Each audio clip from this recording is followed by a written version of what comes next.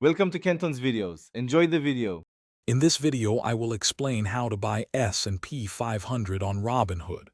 To begin, you'll need to open and verify your Robinhood brokerage account. Once that's complete, link your bank account and transfer funds to your investment balance.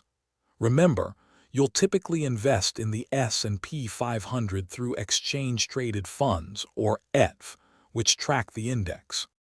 Now that your account is ready, use the search bar in the Robinhood app to find S&P 500 ETFs. Popular examples include SPY, IV, or VU. Take time to compare their expense ratios, which are annual fees, and review their historical performance. Choose an ETF that best aligns with your personal investment strategy and long-term financial goals.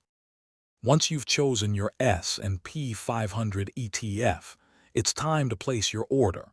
You'll need to decide between a market order, which executes immediately at the current price, or a limit order, allowing you to set a specific purchase price.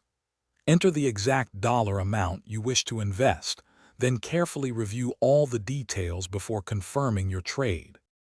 After your purchase, it's wise to regularly monitor your S&P 500 investment's performance within Robinhood. For long-term growth, consider employing a strategy like dollar-cost averaging, where you invest a fixed amount regularly, regardless of market fluctuations. This approach can help mitigate risk over time. Remember to check the description below for a fantastic book that can truly change how you think about money, along with other helpful deals and resources. Happy investing! Thanks for watching. Consider subscribing if we helped you.